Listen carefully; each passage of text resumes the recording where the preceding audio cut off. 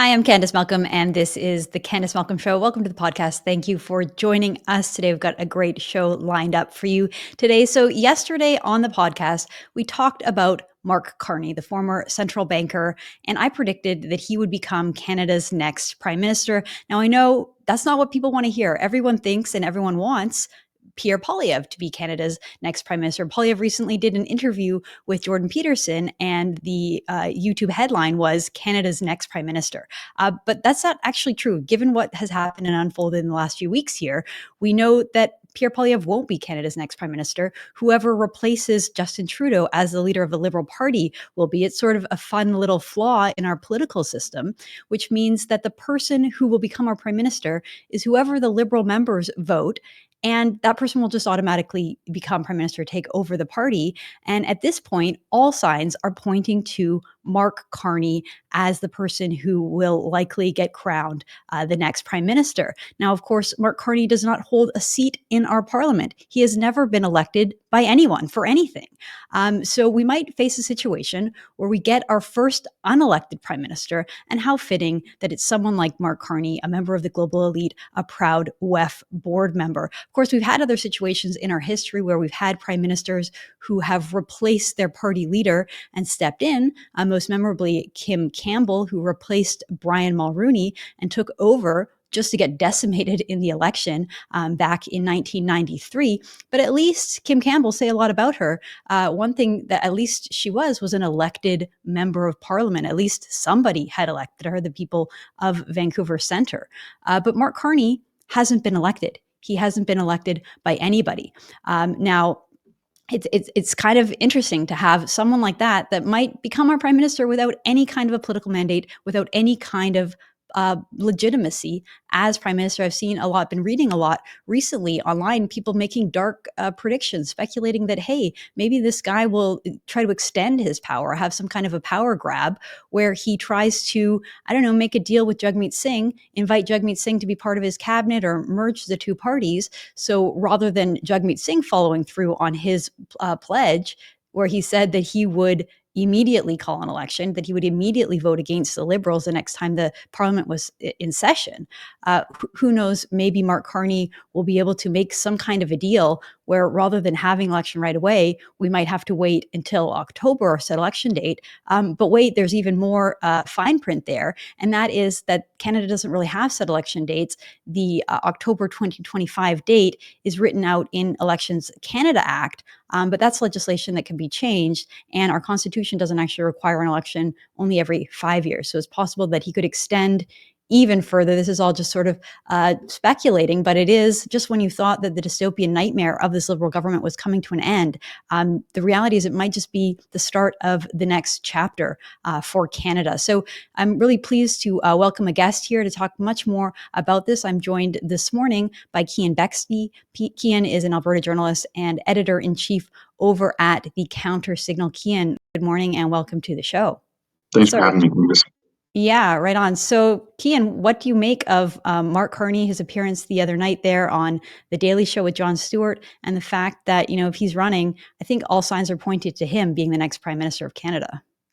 Yeah, every other candidate seems to be fumbling the ball, but, he's doing his own share of that, too. What's concerning is what you mentioned, it being dystopian, that this guy comes out supposedly as an outsider and is likely going to become leader of the Liberal Party, and by a result of that becomes our prime minister.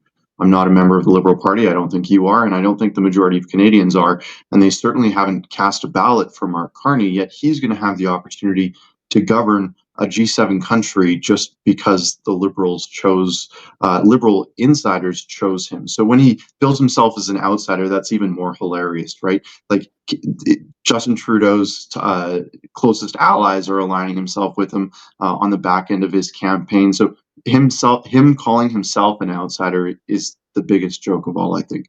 Well, there's sort of two big takeaways from that interview that he did with Jon Stewart. The first was that your point, he's calling himself an outsider.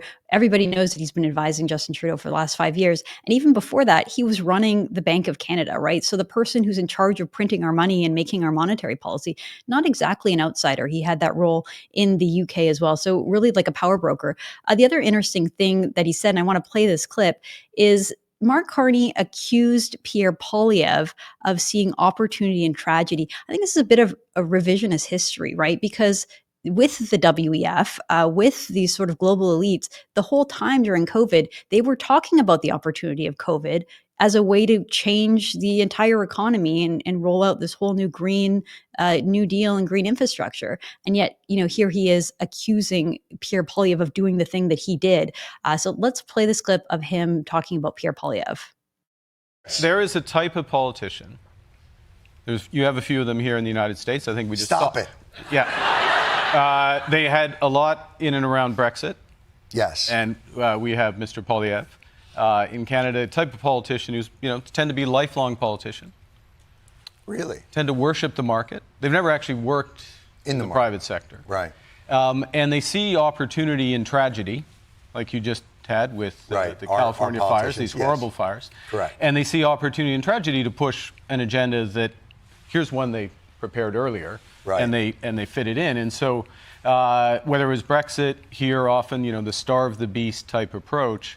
So Pierre Poilievre, when COVID started, his reaction was, this is a good time to cut spending and cut taxes. Everyone's just been pushed out of a job. Nobody's got work. So let's cut the taxes on the work they don't have, and let's take away the social safety net when everybody's vulnerable.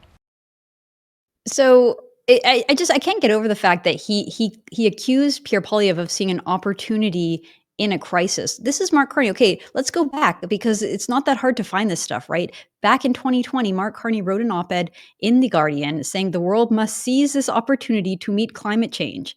An op-ed that he was written alongside other central bankers. It says, former central bankers, we believe the pandemic offers a unique chance to green the global economy. He called in this article, Keean, he said this crisis offers a once in a lifetime opportunity to rebuild the economy. And that was his whole shtick. Let's green the economy. Let's change everything. We shut down the economy because of the COVID crisis. We can do the same thing for climate change. A bit of hypocrisy. What's your take on all this? The typical Great Reset insider. I mean, Mark Carney is as close to the World Economic Forum as anybody. He's close to every single global elite you could imagine. He's friends with the British monarchy. He's close friends with Ghislaine Maxwell. Now, of course, Diana, his wife, is really the activist that has historically been working with people like the Eurasia Group. Think Gerald Butts, like Justin Trudeau's closest political confidant. This whole family is looped in with every concern about global influence in Canadian government that we've had, whether it's from climate change to wealth redistribution and using and co-opting crises like the COVID pandemic, and also the climate hysteria to change how our society operates economically, socially.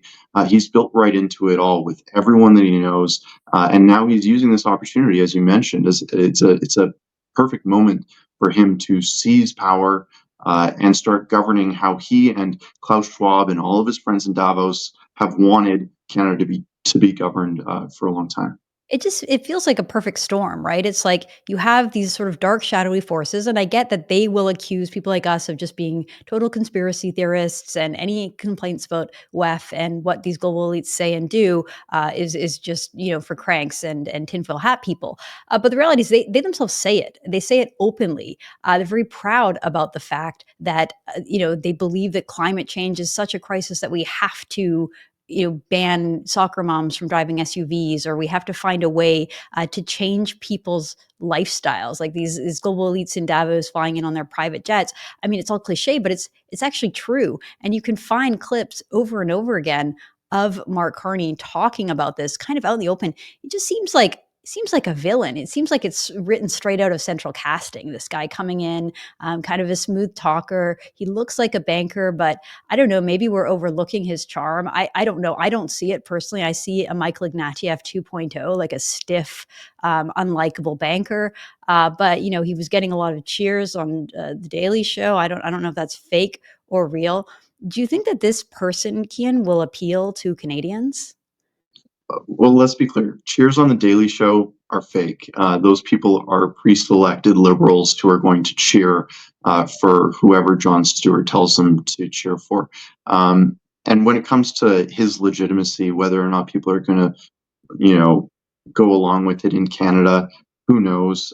He's polling right now pretty well among liberals. But then again, who are liberals? Anyone can get a membership. As we saw, there was Xi Jinping signed up for a liberal membership and is going to be able to vote, whoever that is. I mean, it's obviously not the president of China, but the electorate that is going to choose the next Prime Minister of Canada is shady at best and concerning, highly concerning at worst.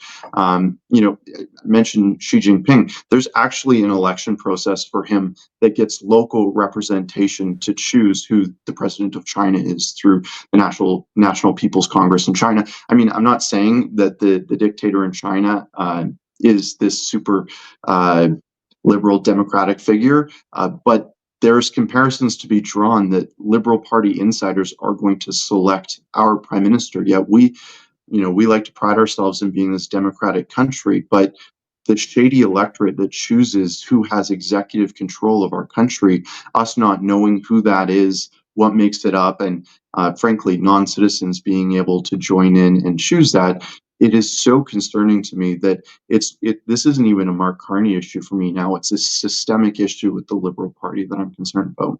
Well, it's making a complete mockery of our country, as if 9 years of liberal rule wasn't bad enough to completely denigrate any sense of national pride or what it means to be Canadian. You're right. We have a situation now where anyone, like literally anyone, can vote in the liberal leadership race. It's completely unsecured. And because of that, you could have all kinds of bad actors. You mentioned Gerald Butts kind of behind the scenes. So, just to fill everyone in, Mark Carney's painting himself as an outsider. We all laugh and know that's not true. And one of the things that points that is that Justin Trudeau's best friend and closest advisor and college friend, Gerald Butts, who was pretty much the architect of Trudeau's policies, especially around climate change, anti-pipelines, anti-energy, shutting down oil sands, that all came from Gerald Butts.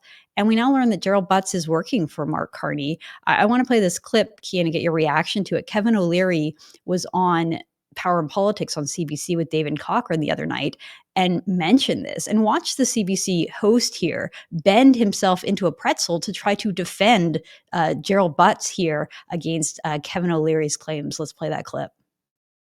He's in another $300 to $400 billion into Canada. Who doesn't want to do that? The only guy I know that doesn't want that is Gerald Butts. And I think we've had enough of him. Well, I mean, like, Gerald Butts has been out of government for a long time. So, I mean, he's... Oh, wait a second. Wait, that's not true. Well, it is. No, I mean, no, he works with the Ian Bremmer now.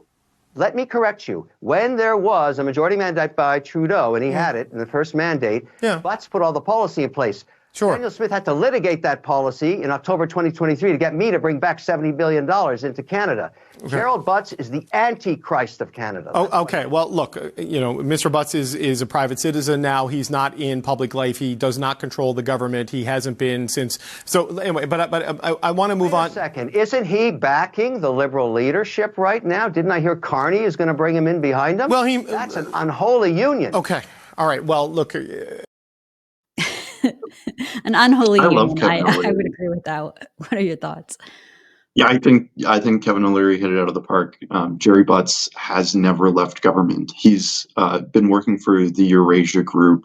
I actually went down to New York to chase after him to ask him a few questions about some strange contracts that were awarded to him, sole source. So, like, the question is, how is he getting paid, right? Because he and Trudeau are obviously still good friends. It's not like he hasn't been advising Trudeau on when he should resign or what he should do or if he should stay on. That's just a total fabrication of reality if you really think that Justin Trudeau is not talking to Gerald Butts anymore. Now, is he getting paid by the Prime Minister's office? Well, he's not getting a salary from the Prime Minister's office, but he has been getting a lot of sole source contracts from the Canadian government. So either way, the taxpayer is still paying the Eurasia Group. Mark Carney, through Diana, has very close personal connection with him as well. And now I hear that is news to me that he's officially going to be helping on the campaign.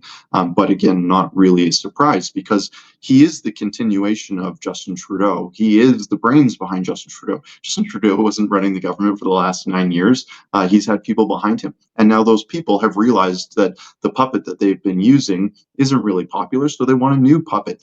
The only problem is I don't think Mark Carney is going to go along with everything that they say and want as much as Justin Trudeau would have, because there's actually, I think, some IQ there, but he's still going to be pushing the agenda of the people that got him elected, and that's going to be Gerald Butts. I don't know if Katie Telford has announced her support yet, or if she will be doing that, but they're all the same people to me. Well, I'll just point out some reporting from the Toronto Sun. So Brian Lilly had a report, and he reported that Mark Carney is officially part of that Gerald Butts is officially part of Mark Carney's team. He writes in the Sun that the former top advisor, Gerald Butts, is part of Carney's team, while other close Trudeau advisors, including Chief of Staff Katie Telford, are also making calls on Carney's behalf. Oh. You had Warren Kinsella, who is a Liberal insider. He had this tweet earlier this week, Keean, where he just said Mark Carney is the Team Trudeau candidate. His campaign is being run by Butts, Telford, etc. Carney equals Trudeau. So according to those in the know, it's the same team. And just to go back to that CBC interview, I mean, this is kind of what we've come to expect from the CBC. They're just basically liberal talking heads that are defending the party in any way. And the thing that infuriates me, Keean, is this idea that Gerald Butts is a private citizen, so we should just leave him alone. So remarks like what Kevin O'Leary said, calling him the Antichrist of Canada, an unholy alliance, is completely true. But according to the CBC, you're not allowed to even talk about them because they're private citizens now. So this is how it works. If you're a liberal, you get to come into the country, govern, have unbelievable amounts of power, dismantle Canada's economy, destroy the middle class, destroy your economy, and then you just get to walk away with the private contracts, and people can't even talk about you in the news because somehow that's offside because you're a private citizen. It's just infuriating. It just drives me absolutely crazy. Yeah, and I think that the main concern for a lot of people right now, when they see people like Mark Carney gaining popularity and us going into a federal election this year, hopefully, the main concern I think that's on people's mind is affordability and what's going on, what's going to be going on at the grocery store when they check out with their groceries. And Pierre has promised to axe the carbon tax, and we're not really sure where Mark Carney stands on that right now. In the past, he has vehemently supported Justin Trudeau's carbon tax. In fact, he said that it should be at $170 per ton, which is astronomically high. So he has supported in the past. Has he changed that? Has he thought long and hard about it and decided that maybe it wasn't the best route? Well, really, it doesn't matter, because if you have people like Gerald Butts running your campaign, doing your policy, at the end of the day, they're going to be going hard on this wealth redistribution, climate hysteria model that we know Gerald Butts all too well for. Since leaving the PMO, his favorite word to use on Twitter has been climate denier. Anyone who wanted to disagree with Justin Trudeau's carbon tax or their climate agenda in whatever shape that it takes on any given day, they're compared to a Holocaust denier, which is just absolutely gutter politics. But it goes to show where Gerald Butts' motivations lie, and from extending from that, you can see where Mark Carney is going to look to, and from what perspectives he will govern in either his short time in office or his long time in office. Well, I think that's worked for the Liberals in the past in some respect, like using this issue of climate change as a leverage, sort of using it as a weapon, saying that if you don't agree with us, it's because you're ignorant and you don't believe in science or something like that. Mm-hmm.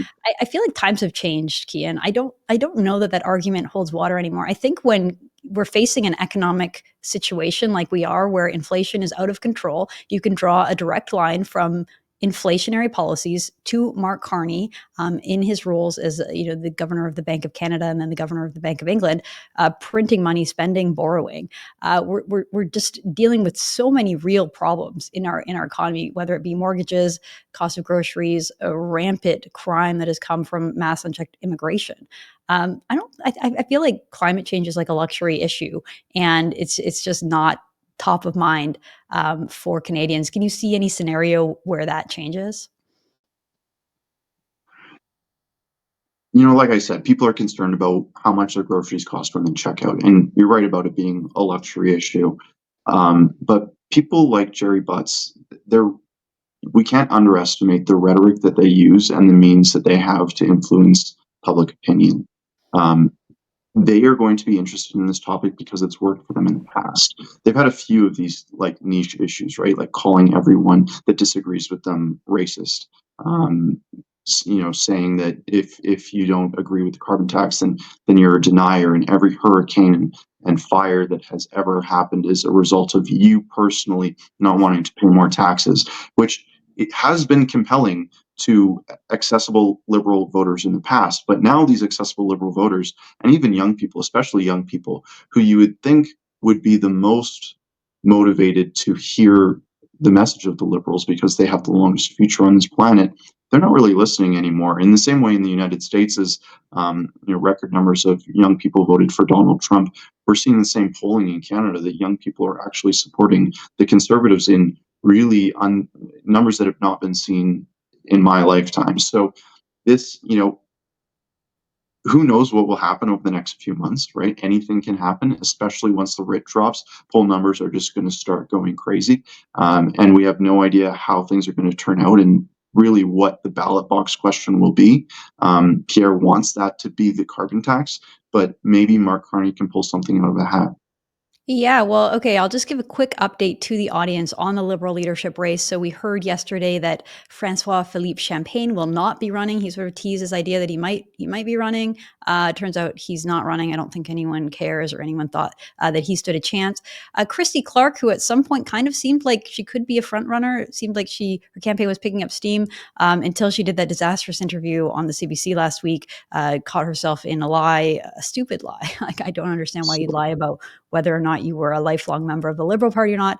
Anyway, Christy Clark announced yesterday on Tuesday that she would not be running for the Liberal leadership race. And she took a chance to really attack Pierre. It seemed like kind of out of character. The thing about Christy Clark is that she's pretended to be a conservative for the last number of years. And here she just kind of goes a little crazy, in my opinion. Pierre Poilievre would rather attack Canada than call out Donald Trump, basically just calling him an extremist. We don't need Governor Poilievre. Sort of annoying. I've seen Christy Clark at so many conservative events over the past 5-6 years, and I was always kind of like, hey, I thought you were a liberal. I guess you're kind of becoming more conservative. Turns out she's not at all. We all have a couple of other possible contenders. We hear that Chrystia Freeland is set to announce her race, possibly on Friday in Montreal. And Karina Gould told Global News that she's set to run and that she will announce. So, I don't have high hope that any of these candidates will stand a chance against someone like Mark Carney. Maybe Chrystia Freeland, but I don't know. I don't know that she can really handle a leadership race. I don't know that she can distance herself from Trudeau, given that she was his deputy prime minister. What do you think, Keean? Yeah, talk about just to mention what you're saying about Christy Clark, like the Hindenburg. It was nice to be able to see something so disastrous so fast. It just blew up. And before that CBC interview, I would have thought that she would have been a more likely alternative to at least Chrystia Freeland, because that there's that there's going to be you could say that she actually was the outsider that Mark Carney says that he is.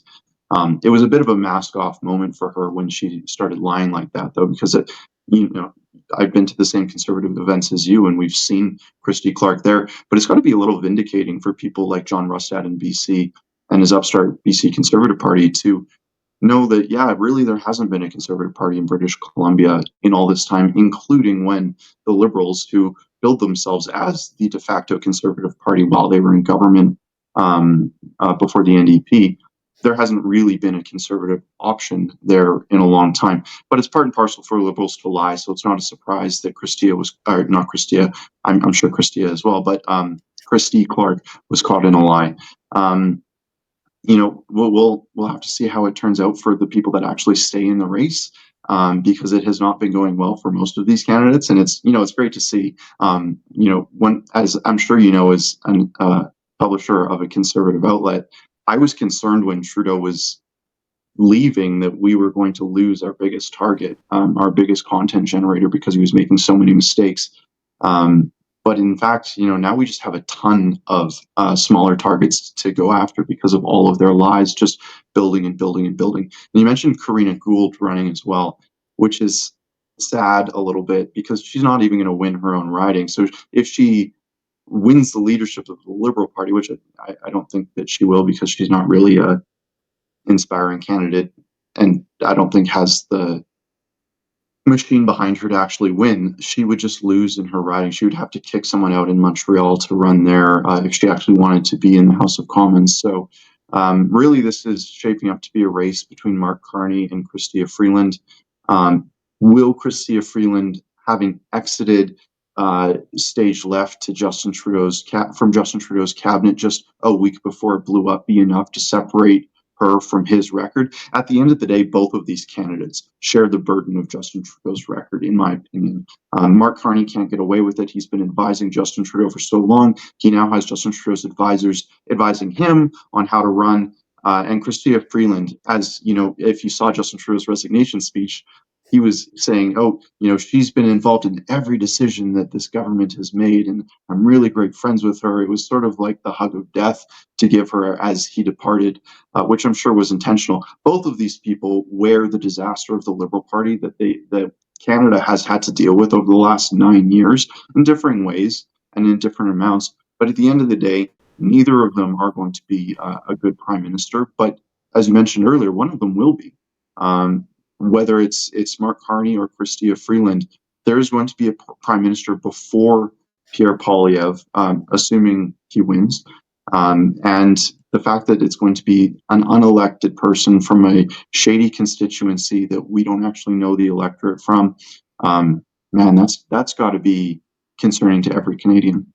Yeah, we've got a lot of problems in our country, and as much as I think that the Canadian public will focus in on the economy during the election, I think that will be the ballot box question. Who could better manage our economy?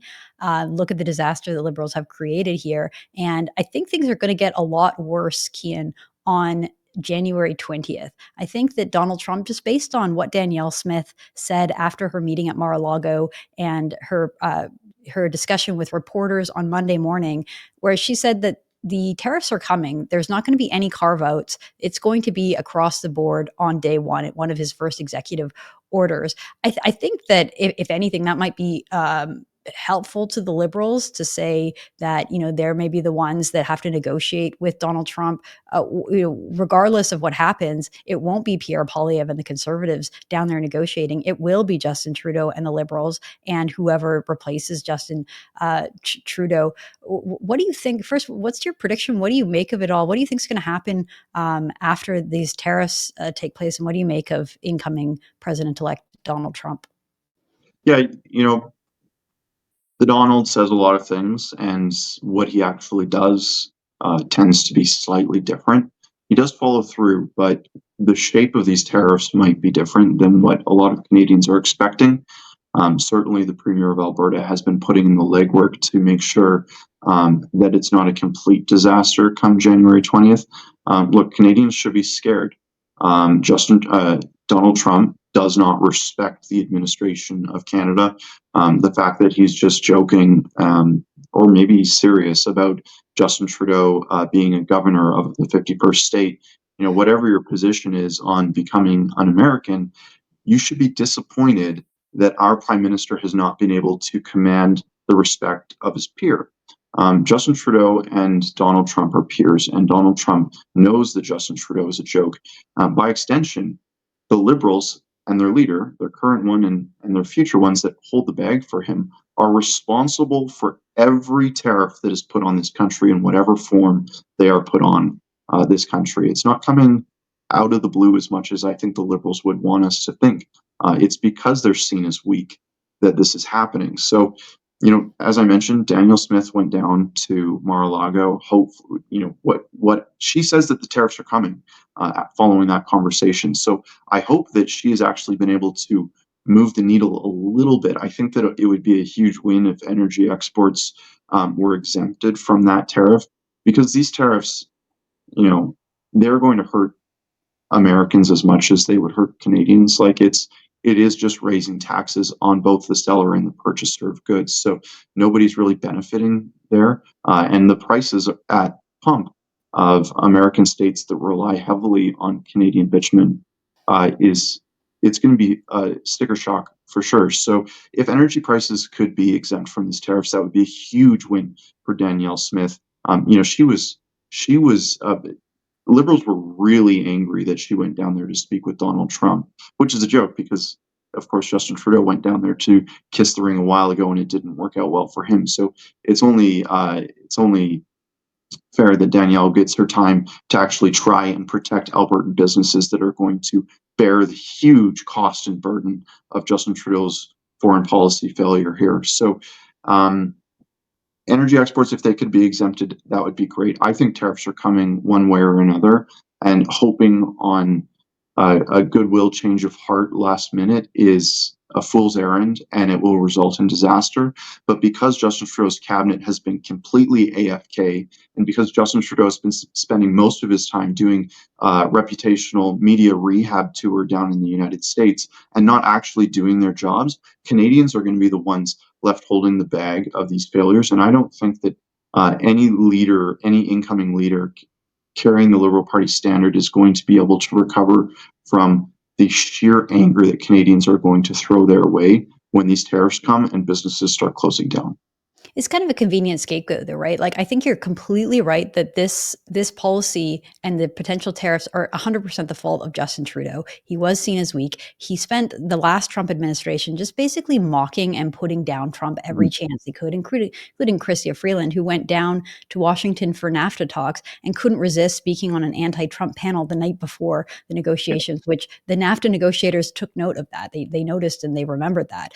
And so, yes, Trudeau went down to Mar-a-Lago to kiss the ring and made things worse, right? It was after that visit that the 51st state thing came out, right? Before it was just tariffs. And then after that, it was like, actually, no, we're going to just annex your country, and this guy's going to become a governor, which was funny, right? He was putting Trudeau in his place.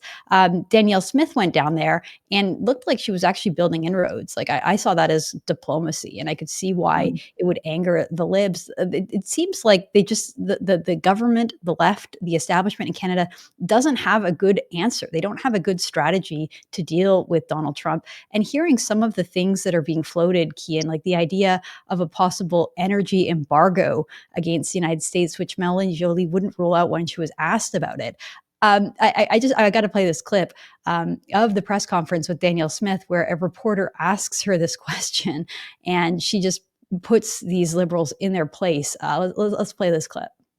Yesterday, Foreign Affairs Minister Melanie Joly talked about, she was asked specifically if in negotiations with Trump, Canada would consider an energy embargo on the United States. And I want to, as leverage, what do you think, what do you make of what she said? Well, first of all, it's oil and gas that's owned by the provinces, principally Alberta, and we won't stand for that. And you should never, ever threaten something you cannot do. And I would encourage the minister to look at a map of where Line 5 goes. Line 5 comes down through Michigan to get to Sarnia. And then that feeds the bulk of the supply needed for Ontario and connects with Line 9, which feeds the bulk of the product needed for Quebec. And so if you cut off that line, you are cutting off Ontario and Quebec. Okay, I just want to show you, because we pulled the map. I mean, I love when Danielle gets into that mode and she Yeah. really just, these are our resources. They belong to the province. Look at a map. Never ever make threats you can't do. Let's just show this map. This is courtesy of our friend Mark Nixon on X. And he just, let's zoom right in on that map. So this is how oil flows in North America. And if you look at that red line, so the oil and gas from Alberta does not go straight into Ontario. Ontario, Sarnia, Toronto, and Montreal are all on that line. They get their oil from Alberta, yes, but it goes through the United States. So in what world, on what planet could you even have an embargo? If you oil, if you stop selling oil to the Americans, you will cut off central Canada. You will cut off the vast majority of Canadians who live in that region. Like, how stupid do you have to be to propose something like that? And I loved when Danielle Smith said, look at a map, because I don't know that these people actually have looked at a map. I don't know that these people actually understand how our energy and resources flow in North America. Keean, as an Albertan, what do you make of all this? Well, when Melanie Joly said that, obviously not understanding how pipeline infrastructure worked, me as an Albertan, having joked in the past about wanting to turn off the taps to BC and Ontario if their voting record didn't improve, I thought that it was pretty hilarious that the Liberals finally agreed with me. But I also, Danielle Smith is right that it would cause chaos for Eastern Canada. So it sort of shows how short-sighted the Liberals have always been. But I loved that video of Danielle there. And you can see the difference in leadership and competency between her and Justin Trudeau. Just imagine Justin Trudeau actually getting into the details and the nitty-gritty of any policy. And imagine Justin Trudeau trying to explain how pipeline infrastructure works. Like, he doesn't actually think about things at that level ever. And knowing that Danielle Smith actually knows what's going on and has been willing to go engage with counterparts that are not really her peers has given me a little bit of confidence going into January 20th. Because if we just said, you know what, the federal government, they're responsible for dealing with foreign countries, let's just let them do their job, we would be in a huge world, in for a world of hurt come January 20th.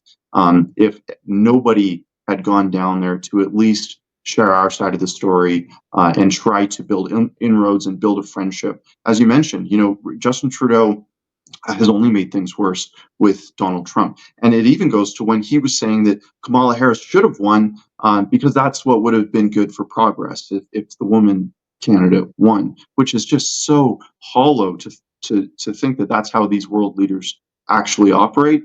Donald Trump definitely took note of that. If we thought he was taking his foot off the gas pedal a little bit, that would have just pressed it to the floor after he heard that. So Danielle Smith is obviously a friend of Donald Trump's administration, not just him, but people in the administration she was building inroads with. And once they sit around the cabinet table on January 20th after the inauguration, and they start signing executive orders, and they start creating this external revenue service that Donald Trump has been talking about, maybe some of that goodwill that Danielle Smith has put forward to the folks at Mar-a-Lago and eventually at DC, maybe that will pay off for Canadians. And if it does, they really only have the Premier of Alberta to thank. Yeah, and it might be our last best hope at this point. So thank goodness that Danielle Smith went and did that. Keean, I talk to a lot of people and I read a lot of comments online. This is something that surprised me. I think that Donald Trump went after Canadians kind of where it hurts. Like, we are a proud people. We do feel a sense of patriotism and pride. It's kind of lost at the moment because Canada is doing so badly. And I know that so many people have made the difficult decision to up and leave Canada and to go pursue other opportunities, move their businesses to the United States. I've even heard of people moving down to places like Mexico and Costa Rica. We reported on it, True North, families moving down to South America. I see a lot of sentiment that's not talked about in the Canadian media of people who think that there might be an opportunity, who actually would get excited at the idea of Canada joining the United States, that at this point they would trust Donald Trump and that administration more than they would trust the Laurentian elites that have gotten us into this terrible mess, and potentially with someone like Mark Carney on the horizon set to become the next Prime Minister. could make things a lot worse. What are you seeing? What are you hearing? What's your sense on whether Canadians would actually be like possibly better off in a deeper union with the United States? Well, I think a deeper union with the United States is a great idea. I really think that is a huge opportunity for Canada. And I think that a lot of people saying that they want to be American and they want to be the 51st state, what they're really saying is they want someone like Donald Trump to be our prime minister.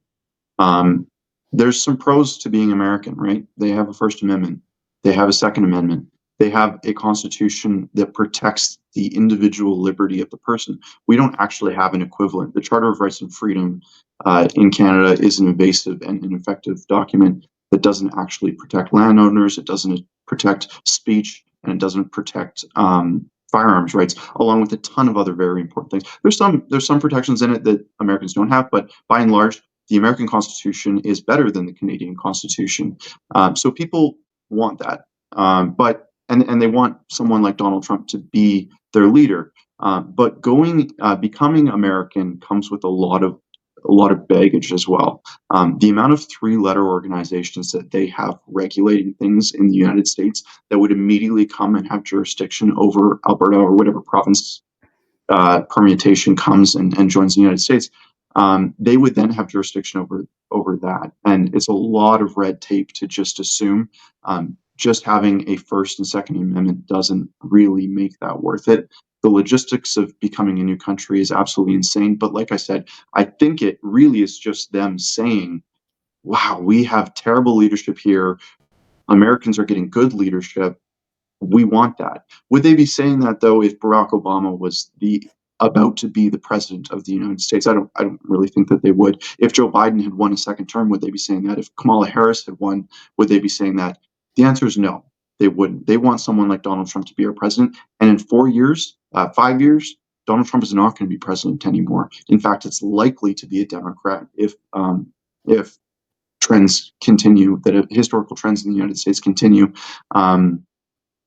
It's likely that a Democrat wins. So it would be short-sighted to move over. Right now, what Canadians need is a good deal and a good partnership and friendship with the Americans. It's the closest friendship in the world.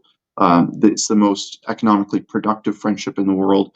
And we just need a leader to make that case to Donald Trump. He wants to make a deal. This is who Donald Trump is. We need a prime minister who will make a deal for Canadians to make us all better off, Canadians and Americans.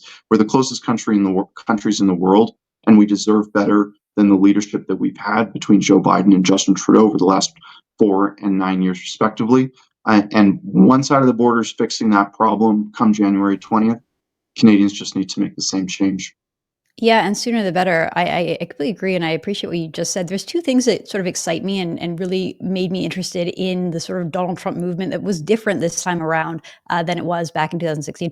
The first one is the sort of Make America Healthy Again movement with Robert F. Kennedy. I think that's really exciting, and I think Canada could definitely have downstream effects from that. Like if Americans are re-examining what it is that they're eating and the things that are making them sick and trying to change the focus of the country to having healthy, strong citizens rather than like a sick, obese culture hooked on like drugs and all kinds of pharmaceuticals. I hope that Canada picks up on that as well. I don't see a lot of it in Canada.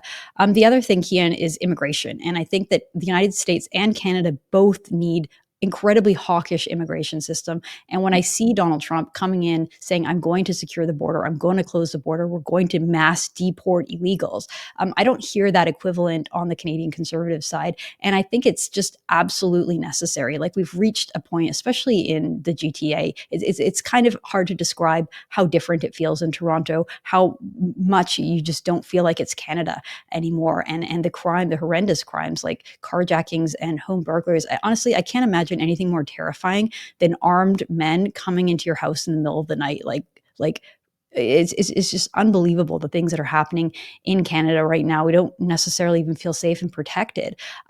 If Canada were to forge some kind of an agreement, I know Kevin O'Leary has been talking a lot about having like a shared, national military space and having greater protection and having more of an open flow border between Canada and the US, Canada needs to fix its immigration system. Maybe that would take an outside, agreement with the United States, have them help us take over parts of our immigration system to mass deport the people who shouldn't be here. Because it seems like Canada has a very big problem when it comes to just not even being able to deport the criminals in our country. Mm-hmm. Yeah, it's an interesting theory, similar to what the Europe. Not that I'm a fan of the European Union, but their Schengen area that they use to actually control who is and who is not allowed in the European Union and in that zone is an interesting. It's an interesting idea. It's not something that I've thought deeply about in America, but it certainly could solve some problems if we adopted Donald Trump's hopefully hawkish immigration policy. Elon Musk, I think, needs a lesson in what has happened to Canada. His support of H-1B visas at all costs. Effectively, that is what has caused so much chaos in Canada. That is the inflation, and I guess it depends who's toggling the controls of these programs. But really, the entire cultural fabric of Canada has changed over the course of Justin Trudeau's 9 years, and especially over the last 4 years. Because of people coming in for education with educational visas and temporary work permits that then eventually stay and protest when they're told to leave. It has completely changed this country. And now Pierre Poilievre is saying that, well, we need to axe the tax, stop the crime, fix the housing, and saying all these things. We need to fix all of these issues. And the one thing that he doesn't talk about, as you mentioned, is immigration. But that really is the original sin of the Trudeau government that has caused all of these problems, from the housing crisis to crime. It's not the people that it's not the families that have homesteaded on this country for a century that are breaking into cars, stealing them, and murdering a family of 4 on their way to go move that car onto a shipping container and send it to Africa. It is the people that have been brought in by Justin Trudeau. Not that they're all bad, but there has been absolutely no care or concern to decide, does this person really need to be in Canada? Are they going to help our country economically, or are they going to be eventually on the cycle of bail that Justin Trudeau has created for people? So I hope that when Pierre Poilievre says these things, that he wants to stop the crime, he wants to fix housing, I hope that. And it's so hard to trust these people to do the right thing because, Aaron O'Toole said he was going to do the right thing and then he did the opposite. But I think that Pierre is one of those people that has such a strong record of being a strong conservative that he's going to run on these issues that are, easy to talk about, fixing the housing, stopping crime. And then when he gets in, he's going to be doing a root cause analysis and actually solving the problem. That's what I hope. And I think that he's done the political calculus that maybe he can't run yet on remigration necessarily, but once he gets into office, he's going to see, oh, well, this is the root cause, and I ran on fixing, stopping crime and fixing the houses, and it's going to mean that people need to go home. I hope so. One more clip I want to share with you, Keean, was Stephen Harper recently did a podcast with commentator Gabe Grossman, and he just sort of outhand rejects the idea of Trump's comments. He seems quite offended by it, and he goes through, this is a clip, he sort of tries to debunk a lot of what Trump is saying. So I'm going to play this clip, and then I'll come back and just a few things that Harper said here that I just don't agree with at all, and then we'll wrap it up after that. So let's play this clip of Stephen Harper. I understand that Donald Trump may want some changes in trade arrangements, but I must admit to being shocked by some of the things he said. They're just not so. First of all, we don't actually sell dairy into the United States, or sell almost none, so that's not true. Canada, it is true that Canada presently has a modest trade surplus with the United States. The reason, Gabe, we do is because you buy so much of our oil and gas. In fact, you buy it at a discount to world markets. It's actually Canada that subsidizes the United States in this regard. And, so maybe my response is maybe Canadians, if Mr. Trump feels this way, should be looking at selling their oil and gas to other people. We certainly have always wanted to do some of that. Maybe now's the time to do it. And when we talk about subsidizing Canadian defense, I don't know what he's talking about. We have a shared defense of North America. The United States does that because it's in the vital interest of the United States. You want Canada to be a neutral country? I kind of don't understand. I just don't understand that. I don't understand that argument. There's many things he's saying. Even when you talk about migrants, first of all, there's no major migrant flow from Canada to the United States. You've obviously got an enormous problem on the southern border.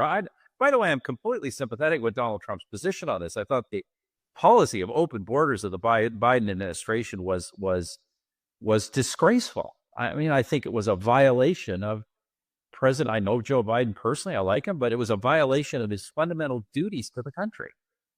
And of course, President Trump wants to change that. There is no migrant flow happening from Canada to the United States in any significant numbers.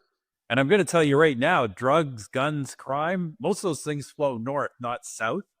A lot more flows into Canada from the United States than flows out of it. So, I have a real problem with some of the things Donald Trump is saying. It doesn't sound to me like the pronouncements of somebody, I say, wants a better deal or whatever, fine. But it doesn't sound to me like the pronouncements of somebody who's a friend, a partner, and an ally, which is what I've always thought the United States is. Now, I think many Canadians will sort of agree with Harper's sentiment there, that they just that the way that Trump is talking is sort of out of line with our historic friendship. But some of the things that he specifically said there, I just want to mention, because he's making the point about dairy subsidies, saying that we don't really sell our dairy to the U.S., but that's obviously not the issue. The issue is that we don't allow imports from the U.S., so Canadians could get much cheaper prices on dairy and much more selection if we didn't have all of these rules and regulations. He says that Canada sort of subsidizes the U.S. with our oil. Well, the reason that Canada sells oil to the U.S. at a discount is because we want them to buy it, right? Like, we do that on purpose so that they'll buy more of our oil. The comments there that the U.S. military doesn't really protect Canada, they only do so in their own interest. I mean, it's just kind of weird to hear Harper say that when we all know that Canada does not pull its weight. It does not contribute its fair share when it comes to the military. Our military has absolutely been hollowed out, and that's only gotten worse under Trudeau. And then finally, he said that there's no migrant flow from Canada. Now, maybe that was true when he was Prime Minister, but that's just not the case anymore. I reported this for True North back in November. This is using U.S. data. So according to the U.S. Customs and Border Protection, since 2022, 1,155 individuals on the terror watch list were caught trying to enter the United States illegally through its northern border. Keean, compare that to just 199 terrorists coming in from the south. So 5 times as many terrorists coming to the United States from Canada than the United States. I don't know how you can argue that there's no flow of people coming in from Canada. It's just not true. Yeah, when it comes to apprehensions at the northern border, it can reach up to 1,000 people per month. I know you mentioned it was over 1,000 terrorists. That must have been in a larger period of time. Since 2022, so over the last 2 so yeah, it's the concern is not necessarily even the volume, although that is a problem. The volume is not the same. It is the quality, shall we say, of these migrants that are illegal migrants that are coming across. And Canada has a huge problem, as I know that you are aware of. We're having caliphate meetings in Mississauga to establish an Islamic caliphate. These people that Justin Trudeau has brought in under the guise of, I don't even know what, like, there's no economic argument to having these religious colonists to come in and then pontificate and send their people down to the United States. The issue is the people that we're sending, not necessarily the volume. So Harper's definitely wrong about that, which is unfortunate. He's right. We don't export a lot of dairy. That's our own fault and our own failed supply management system. We could and we should export a lot of dairy to the United States, but we don't. The issue about exporting oil at a discount, kind of true, but again, it's also our own fault because we haven't in the past had a lot of westward or eastward pipeline capacity to sell to other countries outside of the United States. So where he definitely is wrong there is about the problem at our border. It's It's not just a one-way street, though. We do get a ton of American migration, illegal migration through places like Roxham Road and others across the border. It's just the fact that it's so permeate. People can go wherever they want. And that's a problem. There needs to be some sort of control, either as a Fortress North America approach, or we need to clean up the border itself if we're not willing to clean up and take care of our external continental borders. Absolutely. And I really do think that if the United States is real about cracking down like Trump promises, it's just a perfect opportunity that we have to do it at the same time as the United States. And maybe a Poilievre government could use that as an excuse to the Canadian people. Like, look, we don't want to do this, but we have to do it. If we want to continue our partnership with the United States, these people all have to go. And maybe that would help them on a political front. Well, Keean Bexte, it's been a pleasure. Thank you so much for joining the show. Really appreciate your insights. Go check Keean out over at the Signal. Awesome, yeah. Folks can go to supportthesignal.com if they want to check out the work that we're doing. It's been a pleasure to be here. Thanks, Candice. Okay, all right. Thank you so much, Keean. And to the audience, thank you so much for tuning in. I'm your host, Candice Malcolm. This is the Candice Malcolm Show. We'll be back again with all the news. Thank you and God bless.